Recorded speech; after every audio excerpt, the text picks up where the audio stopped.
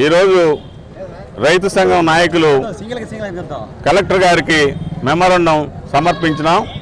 వరి మద్దతు ధర కిందకు పోయింది కాబట్టి రైతులకి సహాయం చేయాలని చెప్పేసి కొనుగోలు కేంద్రాలు, సివిల్ సప్లైస్ ద్వారా కొనుగోలు కేంద్రాలను తెరిపించి అన్ని మండలాల్లో, అన్ని రైతు భరోసా కేంద్రాల్లో కొనుగోలు కేంద్రాలు ఏర్పాటు చేయాలని చెప్పేసి జేసీ గారికి విజ్ఞప్తి చేశాం.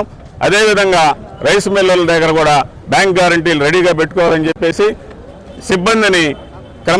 సిబ్బందికి శిక్షణ ఇచ్చి అన్ని రైతు భరోసా కేంద్రాల్లో మాయిక్చర్ మిషన్లు, గోను సంచులు, ఫ్లెక్సీలు అన్నీ ఏర్పాటు చేసి అప్రమత్తంగా ఉంటే మార్చి మొదటి వారంలో విపరీతమైనటువంటి ప్రొడక్షను సీజన్ వస్తుంది కాబట్టి ఎవరి పాటుకోళ్ళు ఉంటే ధాన్యం విపరీతంగా ఇబ్బడిముబ్బడిగా వచ్చి అప్పుడు రైస్ మిల్లర్లు అదునుగా చూసుకొని బ్రోకర్లు రేటు తగ్గించేసి రైతుల్ని అన్యాయం చేస్తారు. కాబట్టి ఉన్నతాధికారులు అప్రమత్తంగా ఉండి మార్చి మొదటి వారానికి అన్ని కొనుగోలు కేంద్రాలు తెరిచి సిబ్బందిని రెడీగా పెట్టి, గోను సంచులు రెడీగా పెట్టి, ట్రాన్స్పోర్ట్ని రెడీగా పెట్టి, హమాలీలను రెడీగా పెట్టి వెంటనే కొనుగోలు కేంద్రాల నుంచి ధాన్యాన్ని సేకరించి మిల్లర్లకి శాంపిల్ ఇవ్వకుండా ఏదైతే సివిల్ సప్లైస్ కార్పొరేషన్ ఉందో వాళ్లే శాంపిల్ తీసుకొని మిల్లర్తో సంబంధం లేకుండా ధాన్యాన్ని రైతు దగ్గర కొనుగోలు చేయాలని చెప్పేసి విజ్ఞప్తి చేస్తూ ఇవన్నీ కేంద్రాలని రెడీగా పెట్టి అప్రమత్తం చేసి జేసీ గారు కూడా ఈరోజు మాకు మాట ఇచ్చారు.